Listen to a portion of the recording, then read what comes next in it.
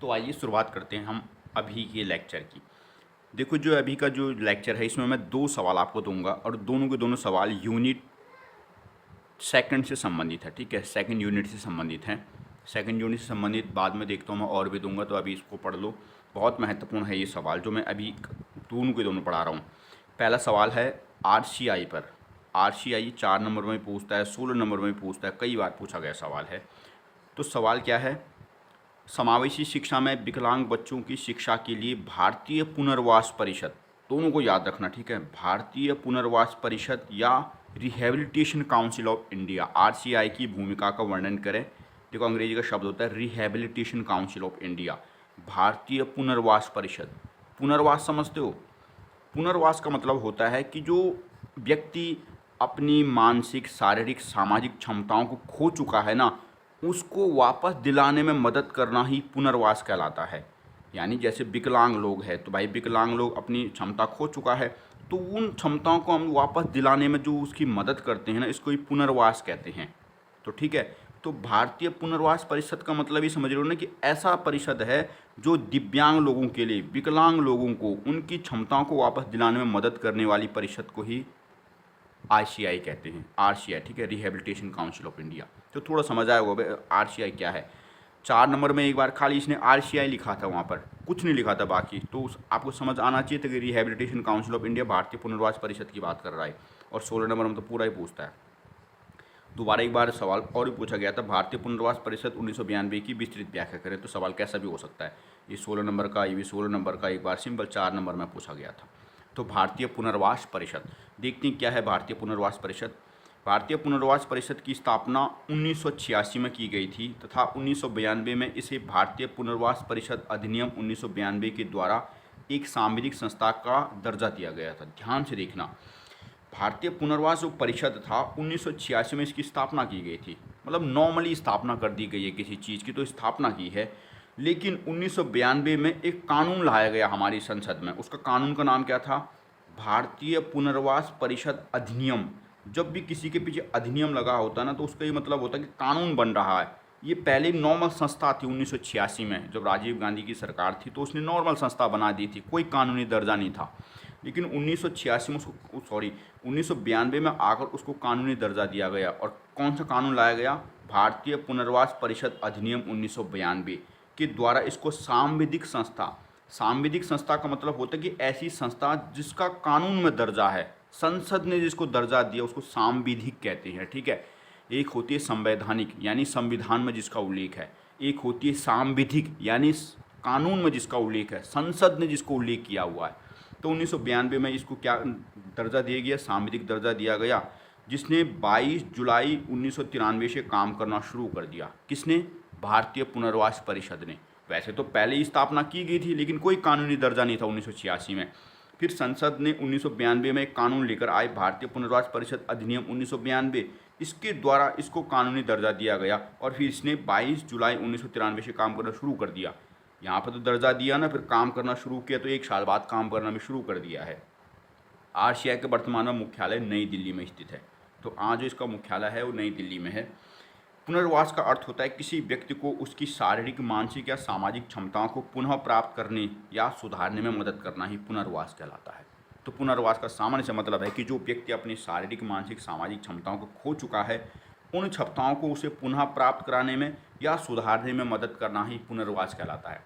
जैसे मान लें कोई विकलांग व्यक्ति है, चल फिर नहीं पाता है, तो हम उसके लिए व्हील चेयर की सुविधा कर दें, हम रैंप बना दें या किसी भी प्रकार की जो उसकी हम मदद करते हैं ना, तो उसको हम पुनर्वास कहते हैं। यानी उसको थोड़ी सहायता करना उन चीज़ों को वापस दिलाने में। भाई कोई व्यक्ति विकलांग है तो हम उसके पाँव तो सुधार नहीं सकते, लेकिन मदद तो कर सकते हैं ना, उस दिशा में उसको आगे तो बढ़ा सकते हैं, उसे पुनर्वास कहते हैं। तो आइए समझिए आपको थोड़ा आरसीआई के बारे में कि आरसीआई क्या है। तो रिहेबिलिटेशन काउंसिल ऑफ इंडिया है। 1986 में इसकी स्थापना की गई थी, एक नॉर्मल बॉडी के रूप में था। 1992 में भारतीय पुनर्वास परिषद अधिनियम के द्वारा इसको कानूनी दर्जा दिया गया, इसको सांविधिक संस्था बनाया गया और 22 जुलाई, इन डेटों को याद रखना, 22 जुलाई 1993 से इसने काम करना शुरू कर दिया और वर्तमान में नई दिल्ली में इसका मुख्यालय है, जहां हम रह रहे हैं। और इसका पुनर्वास का अर्थ होता है किसी व्यक्ति की शारीरिक, मानसिक क्षमता जो खो चुका होता है उसको वापस दिलाना या सुधारने में मदद करना ही पुनर्वास कहलाता है। तो रिहेबिलिटेशन काउंसिल ऑफ इंडिया, भारतीय पुनर्वास परिषद, वर्तमान में एक सांविधिक संस्था है, कानूनी दर्जा है। कानूनी दर्जा समझते हो ना किसी चीज़ का, कि यदि इसने जो नियम कानून कुछ बनाए कोई उल्लंघन करेगा तो सीधे जेल भेज देगा ये परिषद उसको। ये नॉर्मल परिषद नहीं है कोई, अब इसको दर्जा वैसा नहीं रह गया 1986 का, कानून की संस्था है, ठीक है। तो बहुत महत्वपूर्ण संस्था है रिहेबिलिटेशन काउंसिल ऑफ इंडिया, ऐसा नहीं है मतलब ऐरी गहरी कोई संस्था, कानून का दर्जा है इसको आज के दिन में। तो आपने समझा कि सांविधिक संस्था है। ये पॉइंट को लिख लेना थोड़ी बहुत याद करके, ऐसे चीज़ों लिखोगे तो एग्जामिनर को प्रभाव पड़ेगा कि हाँ यार बच्चा जानता है चीज़ों को, सांविधिक संस्था है, पहली निकाय ऐसी थी।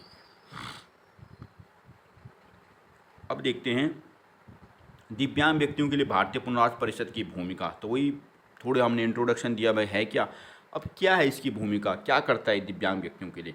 तो देखो दिव्यांग व्यक्तियों के लिए बहुत सारे काम करता है, क्योंकि दिव्यांग व्यक्तियों के लिए ही बनाई गई है। पुनर्वास किसका करेंगे आप भाई, अगर कोई व्यक्ति अपनी क्षमता खो चुका है तो निश्चित रूप से दिव्यांग है, उसी के लिए काम कर रहा है, तभी तो नाम है रिहेबिलिटेट करना। सामान्य व्यक्ति के लिए नहीं बनी है संस्था, क्योंकि सामान्य व्यक्ति अपनी क्षमता थोड़ी खो चुका है। तो दिव्यांग व्यक्तियों के लिए क्या काम करता है, क्या भूमिका, तो पहला है दिव्यांग व्यक्तियों के लिए शिक्षा, विशेष शिक्षा की व्यवस्था करता है। हमारे समाज में दिव्यांग व्यक्ति भी बहुमूल्य संसाधन हैं और उन्हें भी शिक्षा पाने का उतना ही अधिकार है जितना किसी सामान्य व्यक्ति को, किंतु दिव्यांग व्यक्तियों के लिए शिक्षा की व्यवस्था करना सामान्य व्यक्तियों की तुलना में अलग होता है। उनके लिए अलग से विद्यालय एवं अति प्रशिक्षित अध्यापकों की जरूरत होती है। आरसीआई दिव्यांगजनों की शिक्षा के लिए विशेष प्रावधान करता है। तो समझ रहे हो ना क्या कर रहा है, दिव्यांग व्यक्तियों के लिए विशेष शिक्षा की प्रावधान की व्यवस्था करता है। एक तो हमने समावेशी शिक्षा पढ़ी थी, समावेशी शिक्षा में तो सब साथ में पढ़ रहे हैं, वो समावेशी शिक्षा की बात नहीं कर रहा है, ये कह रहा है कि मैं तो सामान्य व्यक्ति को देख ही नहीं रहा, मैं तो सिर्फ दिव्यांगजनों को देखता हूँ। और दिव्यांग लोग जो हैं बिल्कुल अंधे हैं, बिल्कुल बहरे हैं, तो उन लोगों के लिए शिक्षा की व्यवस्था करता है रिहेबिलिटेशन काउंसिल ऑफ इंडिया। यानी जो आज जैसे कई सारे स्कूल देखे होंगे आपने, पूरे अंधे लोग पढ़ते हैं वहाँ पर, या फिर पूरे बहरे लोग हैं, या तो मेंटली रूप से पूरे पागल टाइप के वो पढ़ते हैं। तो ऐसे जो स्कूल हो तो विशेष स्कूल कहलाते हैं, और उन विशेष स्कूलों में जो शिक्षा दी जाती है वो विशेष शिक्षक के द्वारा ही दी जाती है उनको शिक्षा, ठीक है। जैसे विद्यालय विशेष विद्यालय है, और इस प्रकार बहुत प्रशिक्षित टीचर होते हैं, बहुत ही मतलब एजुकेटेड, जो उनको उस तरह से पढ़ा सकते हैं। तो इस प्रकार के स्कूलों की स्थापना भी आज के दिन में कौन कराता है, रिहेबिलिटेशन काउंसिल ऑफ इंडिया। तो पॉइंट याद रखना, दिव्यांग व्यक्तियों के लिए विशेष शिक्षा की व्यवस्था करना इसका काम होता है। तो सबसे पहला काम तो यही कर रहा है कि भाई स्थापना करता है। दूसरा है दिव्यांगता के क्षेत्र में योग्यता रखने वाले व्यक्ति को रजिस्टर करना। इस पॉइंट को ध्यान से समझो। कोई भी ऐसा व्यक्ति जो मान लिया दिव्यांगता के क्षेत्र में काम करना चाहता है, कि मतलब जो दिव्यांग जैसे मान लिया अपंग लोगों को कोई पढ़ाना चाहता है या उनको चिकित्सा सुविधा देना चाहता है, तो ऐसा कोई भी व्यक्ति जो है वो मनमाने तरीके से नहीं कर सकता कि मैंने अपनी एक दुकान खोल दी और आओ सारे विकलांग लोगों में पढ़ाना शुरू कर रहा हूँ। नहीं, आपको पहले आरसीआई में रजिस्टर करना पड़ेगा अपना। यानी कुछ ऐसा समझ लो कि जब आप एक टीचर बनते हैं, मतलब जैसे आज के दिन में टीचर बन रहे हैं, तो टीचर बनने के लिए भाई आपके भीतर कोई क्वालिफिकेशन होनी चाहिए ना, आपने बीएड किया होना चाहिए, तभी तो आप टीचर बनोगे, तभी तो आप बच्चों को पढ़ाओगे। ये ऐसे मुंह उठा के पढ़ाना शुरू कर दिया कि जब मन करे मुंह उठा के आगे पढ़ाना शुरू कर दिया, नहीं ना, आपके भीतर क्वालिफिकेशन है, यानी आपने बीएड किया हुआ है। उसी प्रकार जो दिव्यांग लोग होते हैं उनको जब कोई भी सुविधा देनी है ना, तो उसके लिए भी आपको पहले प्रशिक्षित करना पड़ेगा खुद को, और उसके लिए आपको आरसीआई में रजिस्ट्रेशन कराना पड़ेगा। यानी जैसे हम ड्राइविंग लाइसेंस गाड़ी चलाते हैं तो हमें लाइसेंस की ज़रूरत होती है, तो दिव्यांग लोगों को पढ़ाने के लिए या उनको किसी भी प्रकार की डॉक्टरी सुविधा देनी है हमको, तो हमें रजिस्टर करना पड़ेगा आरसीआई में। मतलब ये नहीं कि मनमाने उठा के चला गया हमें कि हाँ दिव्यांग लोगों को में नहीं, आपको रजिस्टर करना है, आपको पंजीकृत कराना पड़ेगा। और आरसीआई जब आपको रजिस्टर यानी एक सर्टिफिकेट देगी कि हाँ आप काम कर सकते हो, तो पहले आपको टेस्ट करेगी ना कि ये सच में कुछ कर भी सकता है नहीं कर सकता। मतलब जब देखेगी ना कि हाँ मैं अगर शिक्षा देना चाहता हूँ, भाई इसने क्या क्वालिफाइड है नहीं है। मैंने यहाँ पर कहा ना कि विशेष शिक्षकों की ज़रूरत होती है पढ़ाने के लिए, तो विशेष शिक्षक की ज़रूरत तभी होगी ना कि उसने काम किया नहीं किया उस क्षेत्र में, ये ऐसे ही आ गया कुछ भी। ध्यान से देखो, दिव्यांग के क्षेत्र में योग्यता रखने वाले व्यक्तियों को रजिस्टर करता है। ऐसा प्रत्येक व्यक्ति जो दिव्यांगता के क्षेत्र से संबंध रखता है, चाहे वह दिव्यांगों की शिक्षा से संबंधित हो या उपचार से संबंधित, ऐसे व्यक्तियों को इस क्षेत्र में कार्य करने के लिए आरसीआई में पंजीकरण होना आवश्यक होता है। क्यों होता है आरसीआई में पंजीकरण करना आवश्यक? क्योंकि दिव्यांगों के शिक्षण, प्रशिक्षण और उपचार हेतु अति प्रशिक्षित व्यक्तियों की आवश्यकता होती है। इसलिए सामान्य व्यक्ति इससे संबंधित क्षेत्र में कार्य नहीं कर सकते हैं, उन्हें आरसीआई द्वारा पंजीकरण लेना आवश्यक होता है। तो आपने समझा, ये भी अच्छा पॉइंट है कि भाई आरसीआई में पंजीकरण करना आवश्यक है। क्यों है? क्योंकि कोई सामान्य व्यक्ति भाई जो इस क्षेत्र में काम करता है, कल्पना करो ना कि आपको एक पागल व्यक्ति को पढ़ाना है जो बिल्कुल दिमागी रूप से असंतुलित है, तो कैसे पढ़ाओगे आप उसको? पढ़ा सकते हो? नहीं भाई, आपको बहुत ज़्यादा उस क्षेत्र में प्रशिक्षण लेना पड़ेगा, ट्रेनिंग लेनी पड़ेगी, तभी तो आप पढ़ा सकते हो। नहीं तो अगर सामान्य व्यक्तियों की 10 बच्चों की क्लास में ही टीचर दिमाग गर्म हो जाता है, तो मान लो 70 बच्चे पागल पागल बैठे, तो कैसे पढ़ाओगे उनको आप? आपको बहुत ज़्यादा ट्रेन होना पड़ेगा, और ट्रेन होने के लिए पहले प्रशिक्षित होना, आरसीआई में रजिस्टर करवाना अपने आप का, तब जाके आप पढ़ा सकते हो। ऐसा नहीं पढ़ा सकते कि मुंह उठा के कोई भी चला गया। तो दूसरा काम है, पहला दिव्यांग व्यक्तियों के लिए विशेष शिक्षा की व्यवस्था करता है। दूसरा, ऐसा कोई भी व्यक्ति जो दिव्यांगता के क्षेत्र से संबंध रखना चाहता है भाई, उसको पहले रजिस्टर करना पड़ेगा, चाहे वो पढ़ाने के लिए काम करना चाहता हो या फिर चिकित्सा के लिए काम करना चाहता हो। तीसरा है दिव्यांग व्यक्तियों के लिए पाठ्यक्रम का निर्धारण करना कि दिव्यांगों के लिए कैसा पाठ्यक्रम होगा। पाठ्यक्रम का मतलब निम्न स्तर पर भी होता है और उच्च स्तर पर, जैसे ग्रेजुएशन में, पीएचडी के डिग्री पर, तो वहाँ पर पाठ्यक्रम कैसा होगा। एक अंधा व्यक्ति है पूरा का पूरा, तो क्या लगता है आपको सेम वैसे पाठ्यक्रम होगा जैसा हमारे लिए होता है? तो भाई ऐसे तो कभी पढ़ ही नहीं पाएगा वो व्यक्ति। उनके लिए अलग ही पाठ्यक्रम होगा कि अगर कोई अंधे को पीएचडी करनी है तो हो सकता है अलग पाठ्यक्रम हो, उसको स्नातक करना है तो हो सकता है अलग पाठ्यक्रम हो। तो कैसा पाठ्यक्रम होगा, इसका निर्धारण आरसीआई करता है। दिव्यांग व्यक्तियों के लिए पाठ्यक्रम का निर्धारण। दिव्यांग व्यक्ति सामान्य व्यक्तियों से भिन्न होते हैं, इसलिए ऐसा पाठ्यक्रम जो सामान्य व्यक्तियों के आधार पर निर्मित किया गया हो, वह दिव्यांग के लिए अनुपयोगी हो सकता है। एक बात दोबारा पढ़ लेते हैं। दिव्यांग व्यक्ति सामान्य व्यक्तियों से भिन्न होते हैं, बिल्कुल अलग हैं, इसलिए ऐसा पाठ्यक्रम जो सामान्य व्यक्तियों को आधार बनाकर निर्मित किया गया हो, वह दिव्यांगों के लिए अनुपयोगी हो सकता है। बिल्कुल भाई आपने सामान्य व्यक्ति के लिए पाठ्यक्रम बनाए तो जरूरी थोड़ी कि अंधा व्यक्ति भी उसको सेम पढ़ लेगा, अनुपयोगी है उसके लिए। तो इसलिए दिव्यांग व्यक्तियों के लिए स्नातक, परास्नातक, डिप्लोमा, पीएचडी आदि में पाठ्यक्रम सामान्य व्यक्तियों के पाठ्यक्रम से भिन्न होता है, और इस पाठ्यक्रम का निर्धारण भी आरसीआई के द्वारा ही किया जाता है। तो बिल्कुल आपने थोड़ा भूमिका बताई कि भाई जो सामान्य व्यक्ति है वो विकलांग व्यक्ति है, सामान्य व्यक्ति भिन्न होता है, और आपने जो पाठ्यक्रम सामान्य व्यक्ति के लिए बनाया है वो दिव्यांग व्यक्ति के लिए अनुपयोगी है, यूजलेस पाठ्यक्रम है। इसलिए जो स्नातक की डिग्रियां होती है, जैसे ग्रेजुएशन करते हैं, मास्टरी करते हैं, डिप्लोमा करते हैं, पीएचडी करते हैं, तो उसमें पाठ्यक्रम अलग होगा। और कौन बनाएगा उस पाठ्यक्रम को, कौन निर्धारित करेगा? तो RCI, rehabilitation council of India करेगी। तो ये तीसरा भी देख लिया आपने, पॉइंट याद रखने 6-7 पॉइंट है। पहला, विशेष शिक्षा की प्रावधान। दूसरा, उस क्षेत्र संबंध रखने वाले व्यक्ति का खुद रजिस्ट्रेशन कराएगा। तीसरा, पाठ्यक्रम का निर्धारण करेगा कि भाई कैसा पाठ्यक्रम होगा दिव्यांगजनों के लिए। चौथा, दिव्यांगों हेतु बनाई गई योजनाओं को रेगुलेट करना, कि सरकार कोई भी योजना बना रही है, मान लिया सरकार चाह रही है कि जो दिव्यांग लोग हैं, विकलांग लोग हैं, उनको हम लैपटॉप देना चाहते हैं फॉर एग्जांपल, तो कोई भी ऐसी जो भी योजना सरकार बनाती है ना, चाहे राज्य सरकार हो, केंद्र सरकार हो, उन योजनाओं को रेगुलेट करता है। रेगुलेट का मतलब समझते हैं कि भाई उस योजना का सही व्यक्ति को लाभ मिल भी रहा है। ऐसा तो नहीं है कि कोई व्यक्ति ने खाली नाम से अपना रजिस्ट्रेशन करा दिया कि मैं दिव्यांग हूँ, पता लग रहा है बिल्कुल स्वस्थ है वो, तो सब कुछ देखता रहता है कि हाँ सही व्यक्ति को इसका लाभ मिल रहा है, नहीं मिल रहा है, दिव्यांग को समस्या आ रही है। योजनाओं को रेगुलेट करता है, ठीक है। तो भारत सरकार एवं राज्य सरकार के द्वारा दिव्यांगजनों के विकास के लिए एवं उत्थान के लिए समय समय पर अनेक योजनाएं बनाई जाती हैं। इन योजनाओं को रेगुलेट करने का कार्य भी आरसीआई के द्वारा किया जाता है, ताकि इन योजनाओं का लाभ दिव्यांगजनों को ही मिल पाए। तो वही मैंने आपको समझाया कि कोई भी योजना, चाहे राज्य सरकार बनाती है, केंद्र सरकार बनाती है, अगर इस योजना को बनाया गया है तो रेगुलेट करने का कार्य भी आरसीआई है। और मान लीजिए कोई ऐसा व्यक्ति है जो इसका दुरुपयोग कर रहा है, दिव्यांग नहीं है और आरसीआई के द्वारा योजना का लाभ ले रहा है, तो कोई व्यक्ति कंप्लेंट करेगा तो आरसीआई में जाकर करेगा कि देखो फलाना व्यक्ति को इसका लाभ मिल रहा है, जबकि वो उसके लायक नहीं है, लाभार्थी नहीं है, दिव्यांग नहीं है। या फिर ऐसा भी हो सकता है कोई व्यक्ति दिव्यांग है, उसको लाभ नहीं मिल रहा है, तो कोई व्यक्ति कह सकते हैं कि उस व्यक्ति को लाभ मिलना चाहिए। तो जो भी करेगा आरसीआई की वेबसाइट पर जाके करेगा, आरसीआई फिर उसकी जो भी मदद करेगी, रेगुलेट करेगी योजना को। अगला है अयोग्य व्यक्तियों के खिलाफ दंडात्मक कार्यवाही भी करता है। अयोग्य व्यक्ति के खिलाफ दंडात्मक कार्यवाही मतलब ऐसा व्यक्ति जो आरसीआई के नियम नहीं मान रहा। मान लिया कि मैं हूँ और मैंने कहा कि छोड़ना आरसीआई क्या होता है, मैं तो स्कूल खोलता हूँ और दिव्यांग व्यक्तियों को पढ़ाता हूँ, कोई रजिस्ट्रेशन नहीं किया मैंने अपना, तो फिर मुझे जेल में डाल देगी, वो दंडात्मक कार्यवाही करेगी। यानी आप यदि उसके नियमों का वहाँ पंजीकरण नहीं कराते हो और पढ़ाना शुरू कर देते हो, या फिर उसने कोई नियम बनाए हैं ये जो मान लीजिए योजना बना रहे हो और आप उस योजना को नहीं मान रहे हो और उल्टा कुछ करते रहे हो या लाभ ले रहे हो, आप विकलांग नहीं हो, तो ऐसे कुछ भी आप कुछ गलत काम करोगे तो दंडात्मक कार्यवाही की जाएगी, मतलब जेल भेजा जाएगा। तो आरसीआई ये भी करता है। मैंने कहा ना कानूनी बॉडी है, बहुत अधिकार होता है, जेल भी भेज सकती है, छोटी मोटी बॉडी नहीं है। 1986 में तो वैसी नॉर्मल बॉडी थी, तब तो कोई शक्ति नहीं थी इसके पास, लेकिन 1992 में इसको कानूनी दर्जा दिया। सांविधिक संस्था आज के दिन में संसद ने दर्जा दिया है, मतलब पूरा पूरा अधिकार होता है जेल भेजने का। तो मतलब छोटी मोटी संस्था नहीं है रिहेबिलिटेशन काउंसिल ऑफ इंडिया। अयोग्य व्यक्तियों के खिलाफ दंडात्मक कार्रवाई करना। यदि कोई अयोग्य व्यक्ति है जो आरसीआई में रजिस्टर नहीं है या आरसीआई द्वारा निर्धारित नियमों को नहीं मानता है और दिव्यांग व्यक्तियों को शिक्षा या स्वास्थ्य संबंधी सेवा प्रदान कर रहा है, तो आरसीआई इस प्रकार के व्यक्तियों के खिलाफ दंडात्मक कार्रवाई भी करता है।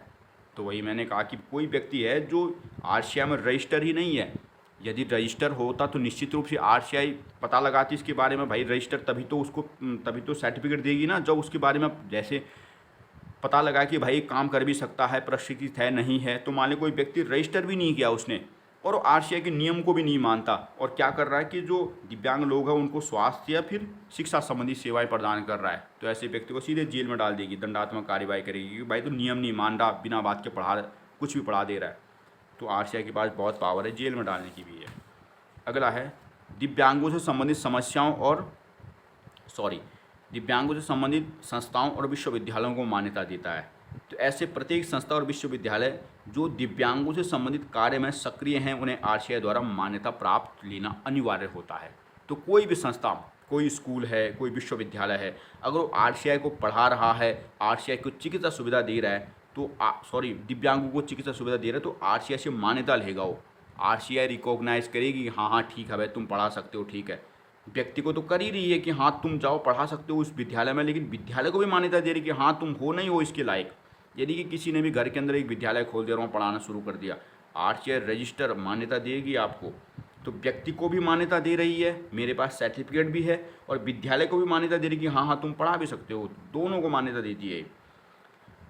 अगला है विदेशी विश्वविद्यालय द्वारा प्रदत्त प्रमाण पत्र को मान्यता देना। यानी कोई व्यक्ति जो है, मान लें कोई लंदन से एक डिग्री लेकर आया है कि हाँ मैं जानता हूँ कि हाँ मैं मतलब दिव्यांग लोगों से संबंधित क्षेत्र में कार्य किया है मैंने, मैं पढ़ाना जानता हूँ, तो वो यहाँ हिंदुस्तान में आके सीधे सीधे काम नहीं करेगा, उस प्रमाण पत्र को मान्यता देगा आरसीआई की, ठीक है भाई तुम काम कर सकते हो।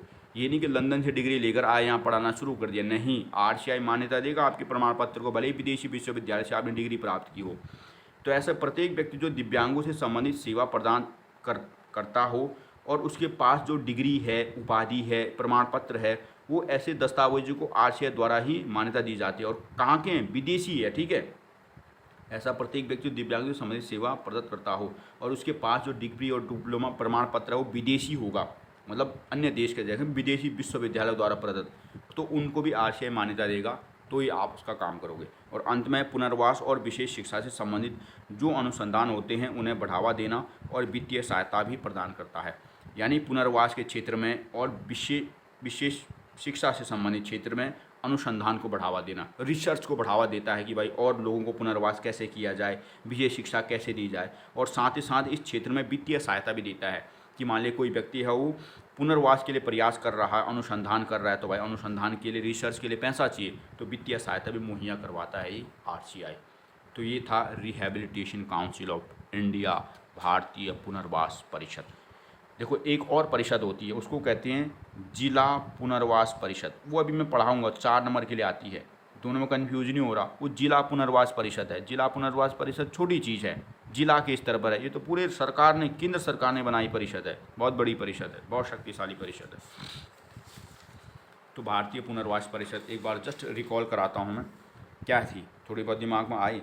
तो भारतीय पुनर्वास परिषद क्या है भाई, एक ऐसी परिषद है 1986 में जिसकी स्थापना नॉर्मल की गई थी।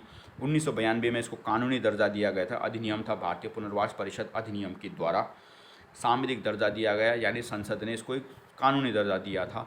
22 जुलाई 1993 से इसने काम करना शुरू कर दिया और वर्तमान में मुख्यालय नई दिल्ली है आरसीआई का। पुनर्वास करता है तो पुनर्वास का अर्थ होता है किसी व्यक्ति को उसकी शारीरिक, मानसिक या सामाजिक क्षमताओं को पुनः प्राप्त कराने या सुधारने में मदद करने पुनर्वास कहलाता है। तो आरसीआई का आपने देखा रिहेबिलिटेशन काउंसिल ऑफ इंडिया था क्या, एक बहुत बड़ी संस्था है अब बहुत सारे काम करती है। क्या काम करती है? तो पहला हमने देखा, दिव्यांग व्यक्तियों के लिए विशेष स्कूलों की स्थापना करती है, क्योंकि दिव्यांग जो बिल्कुल अनपढ़ अंधे आदमी है, बहरा है, पागल है, तो उनके लिए विशेष विद्यालय की ज़रूरत होती है। यानी सामान्य विद्यालय में नहीं पढ़ सकते वो बच्चे, तो उनके लिए विशेष विद्यालय की स्थापना करना। दिव्यांगता के क्षेत्र में योग्यता रखने वाले व्यक्तियों को रजिस्ट्रेशन करवाना, कि कोई भी व्यक्ति है जो चाहे दिव्यांगों को पढ़ाना चाहता है, चाहे चिकित्सा सुविधा देना चाहता है, उसको रजिस्टर करना पड़ेगा, एक प्रमाण पत्र लेना पड़ेगा आरसीआई से। क्यों लेना पड़ेगा? क्योंकि भाई ऐसा व्यक्ति उनको पढ़ा सकता है जो बहुत ज़्यादा प्रशिक्षित हो, सामान्य व्यक्ति नहीं पढ़ा सकता, इसलिए रजिस्टर करना आवश्यक होता है। दिव्यांग व्यक्तियों के लिए पाठ्यक्रम निर्धारण करना, कि जो भी उच्च स्तर पर पाठ्यक्रम होता है, स्नातक, परास्नातक, डिप्लोमा, पीएचडी के स्तर पर, तो पाठ्यक्रम कैसा होगा? क्योंकि सामान्य पाठ्यक्रम और एक विशेष सामान्य व्यक्ति के लिए पाठ्यक्रम जो आपने बनाया है, ज़रूरी नहीं कि भाई वो पाठ्यक्रम सूटेबल हो अंधे आदमी के लिए। कॉमन सी बात है, जैसे ये मैंने बना रखा है, पाठ्यक्रम में पढ़ा रहा हूँ, और कोई अंधा आदमी है तो भाई उसके लिए थोड़ी, उसके लिए तो ब्रेल लिपि का प्रयोग होता है। ब्रेल समझते हो ना? मैंने आपको पढ़ाया था, 6 डॉट होते हैं, ऐसे बनती है वो ब्रेल लिपि। कई बार आप अगर वहाँ पर जाओगे लिफ्ट में, आपने कभी ऐसा देखा, ऐसा लिफ्ट में बटन बना होता है और उस बटन पर डॉट बने होते हैं, ऐसा डॉट होता है, ऊपर के लिए निशान बना होता है बटन का, और या फिर नीचे के लिए भी ऐसा बना होता है। कई बार देखा होगा आपने ऐसे लिफ्ट में। तो अंधा व्यक्ति इसको भी छूत का ऐसे महसूस करता है कि ये लिफ्ट ऊपर को जा रही है, नीचे को जा रही है। पता है, लिफ्ट में वो होती हैं बटन बने, हॉस्पिटल की लिफ्ट में कई जगहों पर होते हैं। तो यही कह रहा हूँ मैं कि वो पाठ्यक्रम अलग से होगा, सामान्य पाठ्यक्रम नहीं होता उनके लिए, तो उसका निर्णय आरसीआई करती है। रिहैबिलिटेशन काउंसिल ऑफ इंडिया, दिव्यांगों की बनाई गई योजनाओं को रेगुलेट करना, कि जो भी योजनाएं बन रही है भाई उसका सही लाभ उनको मिल रहा है नहीं मिल रहा है, उसको रेगुलेट करती है। ऐसा कोई भी व्यक्ति जो इनका नियमों का उल्लंघन करता है, आरसीआई में रजिस्टर नहीं करा रहा, फिर भी सेवा प्रदान कर रहा है, मनमानी कर रहा है, तो उसको दंड भी देती है। दिव्यांगों से संबंधित कोई भी संस्था, जो संस्था दिव्यांगों को पढ़ा रही है, चिकित्सा सुविधा दे रही है, उसको रजिस्टर करना पड़ेगा। मान्यता देती है संस्था, मतलब आरसीआई उसको, कि हाँ ठीक है तुम पढ़ा सकते हो, नहीं पढ़ा सकते। विदेशी विश्वविद्यालय ने कोई भी किसी व्यक्ति को डिग्री दी है तो उस डिग्री को भी मान्यता देने का कार्य आरसीआई करती है। और ऐसा कोई भी व्यक्ति जो पुनर्वास या शिक्षा, विशेष शिक्षा के क्षेत्र में अनुसंधान करता है, तो उसको बढ़ावा देती है और वित्तीय सहायता मुहैया करवाती है। तो ये रिहैबिलिटेशन काउंसिल ऑफ इंडिया थी, बहुत ही महत्वपूर्ण सवाल था। थोड़ा एक बार वीडियो देख ली, अब एक बार इसको दिमाग में रिकॉल करो, ये आने की संभावना रहती है भाई सवाल की। कई बार पूछा गया सवाल, मैंने कहा ना 2 बार ऐसे पूछ दिया, एक बार अलग से पूछ दिया। ये देख लिया आपने, रिहैबिलिटेशन काउंसिल ऑफ इंडिया। अब एक और सवाल है, ये भी बहुत महत्वपूर्ण सवाल है। सवाल क्या है? समावेशी शिक्षा के संदर्भ में राष्ट्रीय विकलांगता नीति की मुख्य विशेषताओं का वर्णन करें। ध्यान से देखो सवाल, ये बहुत ही थोड़ा सा उल्टा सीधा लिखता रहता है। यहाँ पर क्या लिखा है इसने? राष्ट्रीय विकलांगता नीति की मुख्य विशेषता। सेम सवाल है, असमर्थ व्यक्तियों के लिए राष्ट्रीय शिक्षा नीति सन 2006 की चर्चा करें। अगला, राष्ट्रीय शिक्षा नीति सन 2006 में असमर्थ व्यक्तियों के लिए क्या प्रावधान है, विस्तार से बताइए। देखो अलग अलग कहता रहता है, कभी राष्ट्रीय शिक्षा नीति सन 2006 कहेगा, कभी राष्ट्रीय विकलांगता नीति कहेगा, कभी राष्ट्रीय शिक्षा नीति सन 2006 कहेगा। ये कुछ भी कह सकता है, लेकिन आपको हमेशा एक बात याद रखनी है कि जब भी आएगा ना कि विकलांग लोगों से संबंधित कोई भी नीति है तो उसे ही राष्ट्रीय शिक्षा नीति कहते हैं। ठीक है, राष्ट्रीय शिक्षा नीति कहते हैं। तो कुछ भी सवाल हो सकता है, माने ऐसा भी सवाल हो सकता है, दिव्यांग लोगों के लिए बनाई गई राष्ट्रीय शिक्षा नीति सन 2006 की चर्चा करें। तो यानी जो दिव्यांग लोगों के लिए बनाई गई नीति है, नीति समझते हो ना, सरकार की पॉलिसी है कि भाई दिव्यांग लोगों को हमें कैसे शिक्षा देनी है। राष्ट्रीय शिक्षा नीति ये वाली शिक्षा नीति नहीं है जो एनपीई कहते हैं, नेशनल एजुकेशन पॉलिसी होती है एक, मतलब ये जो हम लोग आज पढ़ते हैं ना, वो भी तो पॉलिसी होगी। सबसे पहले 1966 में इंदिरा गांधी लेकर आई थी नेशनल एजुकेशन पॉलिसी, और सन 2020 में मोदी सरकार भी लेकर आई है। ये वो वाली पॉलिसी नहीं है, ये तो एजुकेशन पॉलिसी है भाई। जो स्कूलों में हम पढ़ते हैं वो भी कोई ना कोई पॉलिसी तो होती होगी ना, ऐसी थोड़ी पढ़ते हैं कि भाई कौन सा पाठ्यक्रम पढ़ाना है, क्या पढ़ाना है, तो नेशनल पॉलिसी होती है, राष्ट्रीय शिक्षा नीति कहते हैं। लेकिन ये कौन सी नीति है? राष्ट्रीय शिक्षा नीति तो है लेकिन असमर्थ व्यक्तियों के लिए है। आई समझ? तो असमर्थ व्यक्तियों के लिए राष्ट्रीय शिक्षा नीति में पढ़ा रहा हूँ, बाकी चीज़ नहीं पढ़ा रहा हूँ। ये सवाल कई बार पूछा गया है इसको। तो सवाल ध्यान से देखना, राष्ट्रीय शिक्षा नीति, जब भी आए ना पेपर में अच्छे, जब भी दिखे कहीं राष्ट्रीय शिक्षा नीति तो पीछे देखना उसने क्या लिखा है, राष्ट्रीय शिक्षा नीति विकलांग लोगों के लिए क्या लिख रहा है, या फिर असमर्थ व्यक्ति के लिए राष्ट्रीय शिक्षा नीति, तो अच्छे राष्ट्रीय शिक्षा नीति है और असमर्थ व्यक्ति है। अगर यहाँ पर सन 2006 लिखा तब तो कन्फर्म है किसी की बात कर रहा है, ठीक है। राष्ट्रीय शिक्षा नीति सन 2006 में असमर्थ व्यक्तियों के लिए, तो जब भी पीछे आपको सन 2006 आए तो इसका मतलब यही है जो दिव्यांग लोगों के लिए शिक्षा नीति बनाई गई है वो है। तो ये थोड़ा बहुत आपने समझ कि राष्ट्रीय शिक्षा नीति जो दिव्यांग लोगों के लिए बनाई गई है, national education policy for disable person के लिए बनी गई नीति, ठीक है।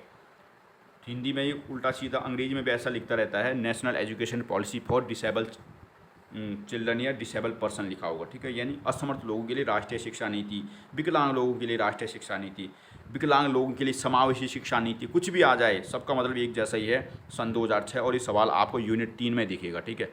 ध्यान से देखना, क्षमा करें, यूनिट 2 का सवाल होगा, क्योंकि 2 के लिए पढ़ा रहा हूँ मैं।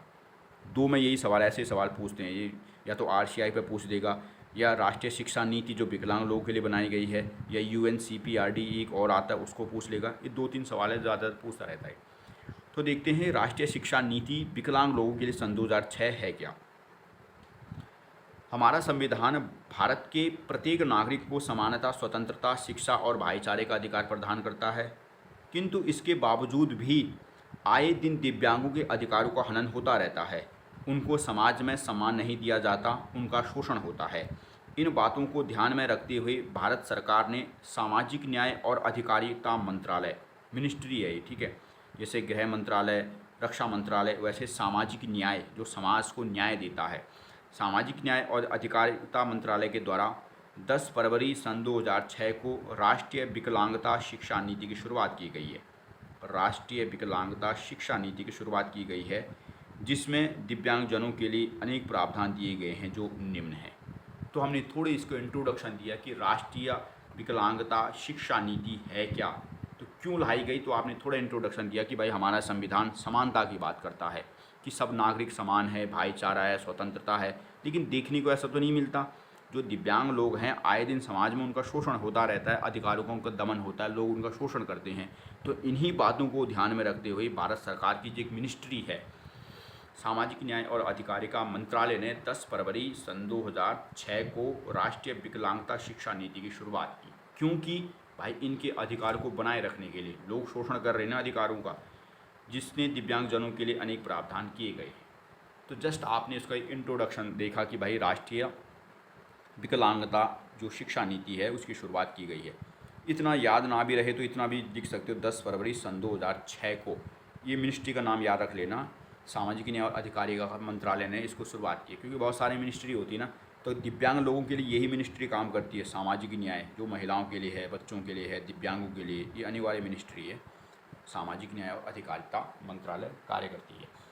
तो आपने इसको देखा, जस्ट आपने यहाँ पर इंट्रोडक्शन दिया कि भाई संविधान में ऐसा लिखा भी, इसके बावजूद भी ऐसा नहीं हो रहा। तो क्या क्या इसमें प्रावधान है,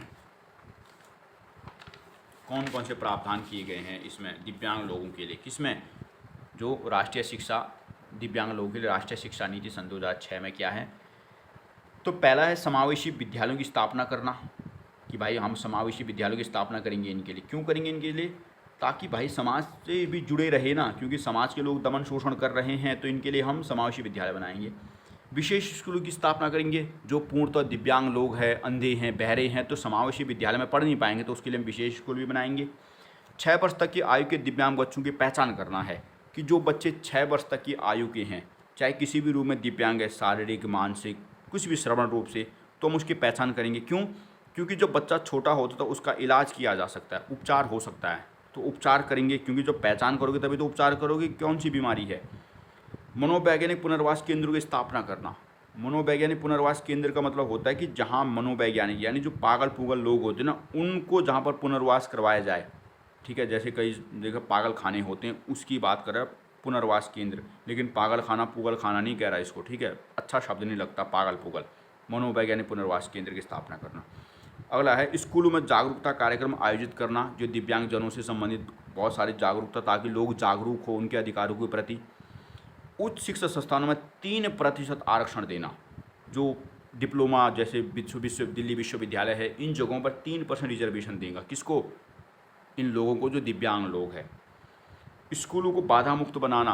बाधा मुक्त का मतलब है कि वहाँ आवागमन कर सके, कोई बाधा ना हो, स्कूल में रैंप आदि बने हो, तो वो भी करने का कार्य करता है। कौन, किस में लिखा था सब ये था विकलांगता शिक्षा नीति सन 2006 में बातें लिखी गई हैं। स्कूल में सुविधा प्रदान करना कि बहुत सारी सुविधाएं, लाइब्रेरी की सुविधा हो, ई सुविधा हो, ब्रेल लिपि की सुविधा हो, कई सुविधाएं होनी चाहिए।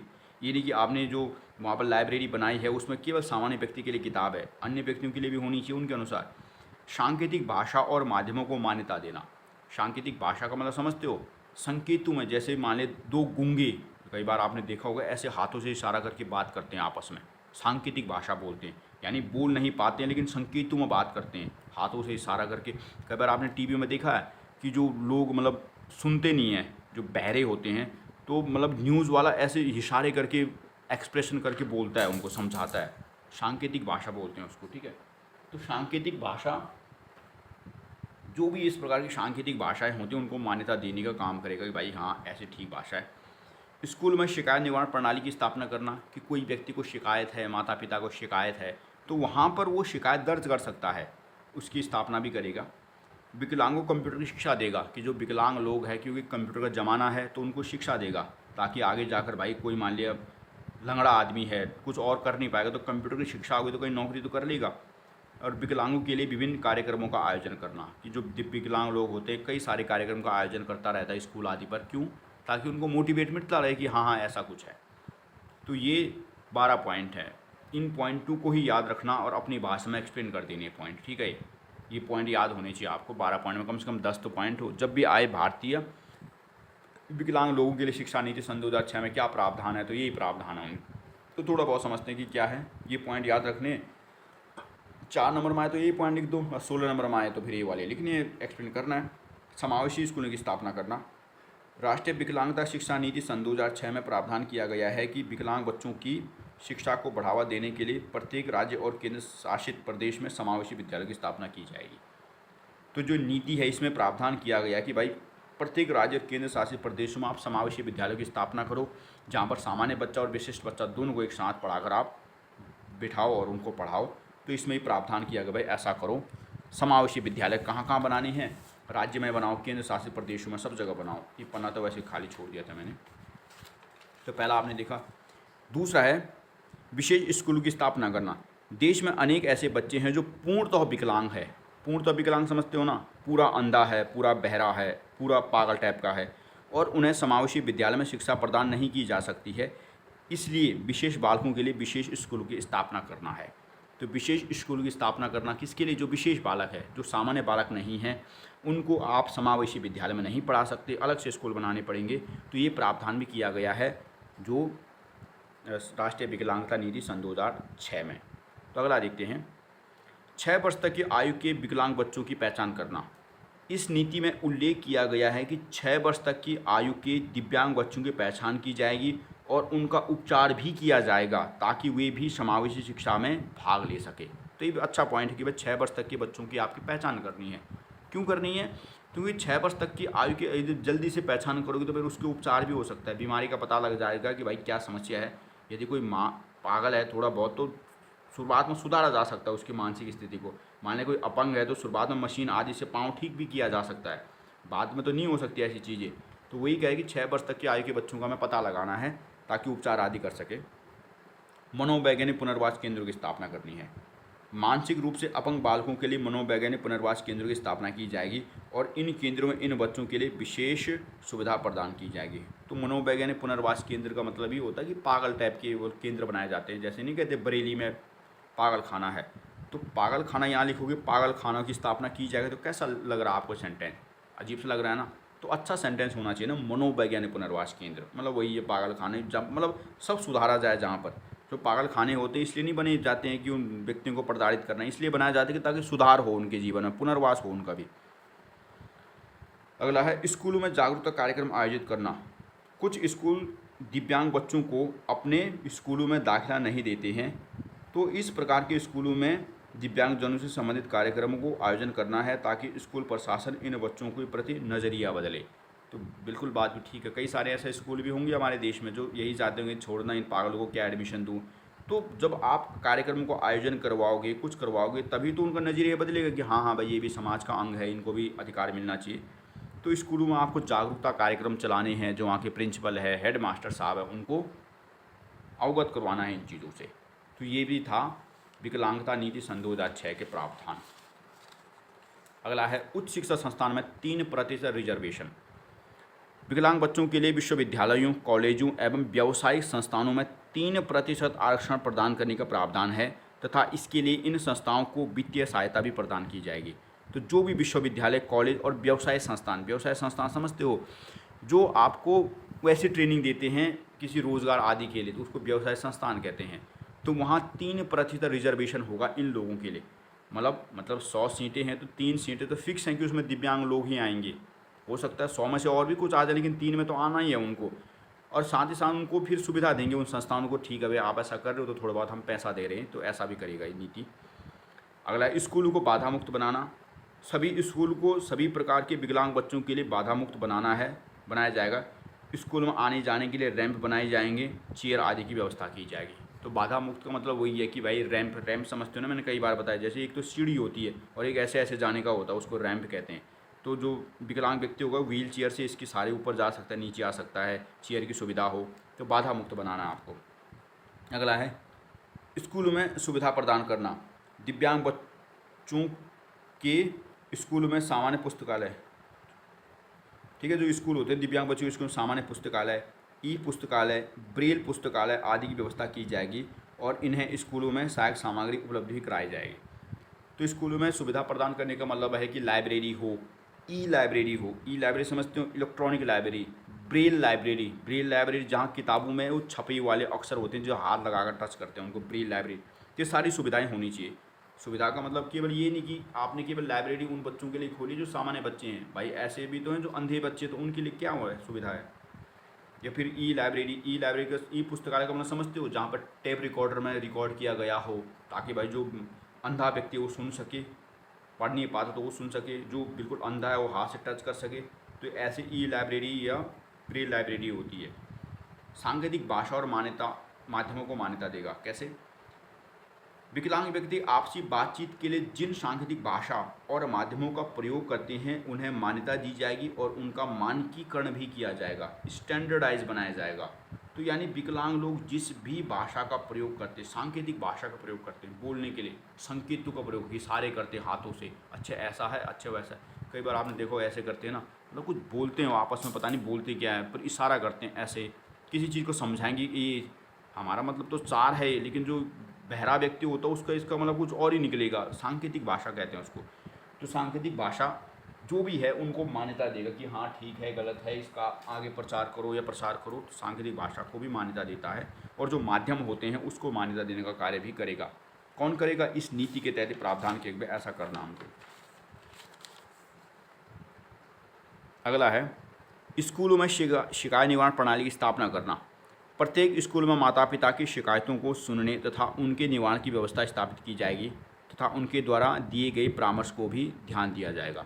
तो प्रत्येक स्कूल में शिकायत निवारण प्रणाली की व्यवस्था होगी। माता पिता को कोई शिकायत है या कोई सलाह देना चाहता है तो वहाँ पर जाएगा, वहाँ पर लिख देगा कि भाई ये सुविधा होनी चाहिए थी या ऐसा नहीं कर रहे हो, तो उनकी शिकायतों को सुना जाएगा, ध्यान दिया जाएगा, या जो परामर्श देगा, कुछ एडवाइस देगा तो उसको भी ध्यान रखा जाएगा। विकलांगों को कंप्यूटर शिक्षा देना। शिक्षा के क्षेत्र में कंप्यूटर का विशेष महत्व है, इसलिए ऐसे प्रयास किए जाएंगे कि प्रत्येक विकलांग को कंप्यूटर का ज्ञान हो। तो ये बहुत अच्छा पॉइंट है कि विकलांग लोग को आपको कंप्यूटर की शिक्षा देनी है। विकलांगों के लिए विभिन्न कार्यक्रमों का आयोजन करना। स्कूल, कॉलेज आदि में विकलांग लोगों से संबंधित विभिन्न कार्यक्रमों, क्रियाकलापों, खेलों आदि का आयोजन करना ताकि उनको मनोबल मिले, ठीक है, मोटिवेशन मिले, मनोबल बढ़े, सबका मतलब एक जैसा ही है। तो बहुत सारे कार्यक्रम आप बीच बीच में स्कूल में बनाते रहो। क्यों बनाओ? ताकि भाई उस कार्यक्रम के दौरान आप कुछ नाटक दिखा सकते हो या दिव्यांग लोगों से संबंधित कुछ प्रदर्शनी लगा सकते हो, ताकि लोगों को मोटिवेट मिले ना कि हाँ यार ठीक है यार, वो लोग इतना दिव्यांग था, उसने ऐसा कर दिया, जीवन में मैं भी कर सकता हूँ या ऐसा। तो ये आपने देखा। तो ये था हमारा समावेशी शिक्षा के संदर्भ में राष्ट्रीय विकलांगता नीति सन 2006 की विशेषताएँ। आई समझिए राष्ट्रीय विकलांगता नीति। इससे पहले हमने RCI rehabilitation council of India पढ़ा, दोनों में अलग अलग पॉइंट है, दोनों कंफ्यूज नहीं होना। वो भाई संवैधानिक संस्था है, ये तो केवल पॉलिसी है, पॉलिसी समझते हो ना, नीति है। नीति का मतलब नीति बहुत छोटी चीज़ है, संवैधानिक संस्था बहुत बड़ी चीज़ है। कानूनी दर्जा संस्था को तो दंड भी दे सकता है, ये दंड फंड कुछ नहीं देगा, ऐसा कुछ विशेष प्रावधान कि मान लिया आप विद्यालय में ऐसा कार्यक्रम आयोजित नहीं करते तो दंड थोड़ी दे सकता है। पॉलिसी है गवर्नमेंट की, ठीक है, कि हाँ ठीक है, वो तो कानून था, कानून बहुत खतरनाक चीज़ है, पॉलिसी तो छोटी मोटी चीज़ है। पर आता है कई बार मैं उस आधार पर इसको ये नहीं कह रहा, मैं कह रहा हूँ कि दर्जा कम है लेकिन पेपर के दृष्टिकोण से बहुत महत्वपूर्ण है। देखो कितनी बार सवाल पूछा है, इसने पूछता रहता है, पेपर के दृष्टिकोण से तो बहुत इंपॉर्टेंट चीज़ है, ठीक है। राष्ट्रीय शिक्षा नीति सन 2006, तो एक बार रिकॉल करता हूँ, राष्ट्रीय शिक्षा नीति सन 2006 क्या कह रहा है कि थोड़ा हमने भूमिका बांधी कि भाई लोग समाज में, हमारा संविधान समानता की बात करता है, लेकिन इसके बावजूद भी दिव्यांग लोगों के साथ आज भी उनका शोषण होता है, अधिकारों का दमन होता है। इसी को ध्यान में रखते हुए भारत सरकार की मिनिस्ट्री है सामाजिक न्याय अधिकारिता मंत्रालय के द्वारा 10 फरवरी सन 2006 को राष्ट्रीय विकलांगता शिक्षा नीति की शुरुआत की गई थी, जिसके निम्नलिखित पॉइंट थे। तो बहुत सारे हमने बिंदु देखे भाई, इस क्या क्या है राष्ट्रीय शिक्षा नीति जो विकलांगों के लिए बनी है, क्या पॉइंट है। तो समावेशी विद्यालयों की स्थापना करने का पॉइंट था कि इस नीति में कहा गया है कि जो राज्य है, केंद्र शासित प्रदेश हैं, सब जगहों पर समावेशी विद्यालय की स्थापना की जाए। विशेष विद्यालय की स्थापना करना कि ऐसे जो बच्चे विशेष प्रकृति के हैं, अंधे हैं, पूरी तरह बहरे हैं, सामान्य विद्यालय या समावेशी विद्यालय में नहीं पढ़ सकते, तो उनके लिए विशेष विद्यालय की स्थापना करो। 6 वर्ष तक की आयु के दिव्यांग बच्चों की पहचान करनी है। 6 वर्ष तक की आयु के जो बच्चे, उनको पहचान करनी है, उनका हमें उपचार करना है ताकि समावेशी शिक्षा में उनको शामिल किया जाए। मनोवैज्ञानिक पुनर्वास केंद्रों की स्थापना करनी है। जो व्यक्ति ऐसे मानसिक रूप से विकृत हैं, उनके लिए हमें हर जगहों पर, केंद्र स्तर पर, राज्य स्तर पर पुनर्वास केंद्रों की स्थापना करानी है। स्कूलों में जागरूकता कार्यक्रम आयोजित कराने हैं। जो इस प्रकार के स्कूल हैं, जो इस प्रकार के बच्चों के प्रति नकारात्मक दृष्टिकोण रखते हैं कि एडमिशन नहीं देते हैं या कई प्रकार की बाधा उत्पन्न करते हैं, उन वहाँ जाकर जागरूकता करनी है कि भाई ऐसा नहीं करना चाहिए, ये भी समाज का अंग है, या कुछ भी उनको समझाना है। उस शिक्षा संस्थान में 3% रिजर्वेशन देना है। जो डिप्लोमा वाले संस्थान है या जो कॉलेज है, विश्वविद्यालय है, या जो रोजगार इस प्रकार की संस्था प्रदान करते हैं, उन संस्थाओं में 3% रिजर्वेशन देना, साथ ही साथ उनको वित्तीय सहायता भी देनी है। स्कूल को बाधा मुक्त बनाना है। प्रत्येक स्कूल में रैंप बनाए जाए, व्हील चेयर की सुविधा हो ताकि जो दिव्यांग व्यक्ति हो आसानी से आवागमन कर पाएँ। स्कूल में सुविधा प्रदान करनी है। प्रत्येक स्कूल में लाइब्रेरी हो, ई लाइब्रेरी हो, ब्रेल लाइब्रेरी हो, इनका हमें इस्तेमाल करना है, उनको बनाना है। सांकेतिक भाषा और माध्यमों का मान्यता देनी है। ऐसा कोई भी सांकेतिक भाषा जिसका प्रयोग दिव्यांग व्यक्ति आपस में बातचीत के लिए करते हैं, उन माध्यमों को हमें मान्यता देनी है कि हाँ ठीक है भाई ये। स्कूल में शिकायत निवारण प्रणाली की स्थापना करना है। किसी माता पिता को शिकायत है, कोई अपना परामर्श देना चाहता है, तो उसके लिए शिकायत निवारण प्रणाली होनी चाहिए स्कूल में, वो हम बनाएंगे। विकलांगों को कंप्यूटर की शिक्षा देनी है। तो आज के दिन में कंप्यूटर का बहुत अधिक महत्व है, तो विकलांग लोगों को हमको उसका शिक्षा देनी है। और विकलांगों के लिए विभिन्न कार्यक्रमों का आयोजन करना है। तो स्कूल कॉलेज में आयोजन करता रहना कार्यक्रमों का, ताकि विकलांग लोगों को मोटिवेशन मिलता रहे कि हाँ ऐसा ठीक है। तो ये ही पॉइंट याद रखने हैं। बाकी का जो पीछे का एक्सप्लेन मैंने किया है वो एक्सप्लेनेशन एक्सप्लेन याद थोड़ी करना, यहीं से लिख देना। जो अभी मैंने लास्ट में समझाया, मैंने पढ़ के थोड़ी बताया आपको, मैंने तो अपने मन से बता दिए सारे पॉइंट। तो पॉइंट याद रखने और पास समझा दो चीज़ों को, बहुत आसानी था ये। तो ये था विकलांग लोगों के लिए राष्ट्रीय शिक्षा नीति। देखो राष्ट्रीय शिक्षा नीति है विकलांग लोगों के लिए। राष्ट्रीय शिक्षा नीति वाली नीति नहीं है जो बनाई जाती है, नेशनल एजुकेशन पॉलिसी नहीं है, national education policy for disable person, विकलांग लोगों के लिए राष्ट्रीय शिक्षा नीति, ठीक है। राष्ट्रीय विकलांगता शिक्षा नीति, कुछ भी नाम हो सकता है, राष्ट्रीय विकलांगता शिक्षा नीति, विकलांग लोगों के लिए राष्ट्रीय शिक्षा नीति। सन 2006 वर्ड होगा वहाँ पर, क्योंकि फरवरी सन 2006 को लागू की गई थी। तो ये आपने देखा, और उससे पहले आपने देखा ये RCI rehabilitation council of India, इसमें 6-7 पॉइंट थे और इसमें 12-15 पॉइंट थे। दोनों पॉइंट याद कर लेना, एक बार वीडियो देखोगे और एक बार इनको याद करोगे तो एकदम से याद हो जाएगा। बहुत ज़्यादा कठिन नहीं है, आसान सी भाषा में समझा के रख दिया मैंने इन चीज़ों को। तो इसको पढ़ो, आप इसको पढ़ो। तो इसके बाद मैं एक अभी तीसरे यूनिट पर एक वीडियो बनाऊंगा, और हो सकता है इस सेकंड यूनिट पर ही मैं एक और वीडियो बनाऊँ। इनको याद करते रहो, कहीं तो आएगा, पर इस सेकंड यूनिट में आएगा ये सवाल, आपको चौथा या पाँचवां में दिखेगा ये सवाल, ठीक है। अब इसके बाद मैं तीसरे यूनिट पर एक सवाल बनाता हूँ, क्योंकि भाई पहले यूनिट पे मैंने आपको लगभग कुछ सवाल तो दे ही दिए, दूसरे यूनिट पर ये भी मैंने दे दिए। भाई आपकी किस्मत अच्छी हो तो यहीं से कुछ आ जाए। अब तीसरे यूनिट पर दूंगा, भाई कुछ तो आपके पास कंटेंट हो लिखने का, तो तीसरे यूनिट पर दूंगा, उसके बाद फिर देखता हूँ।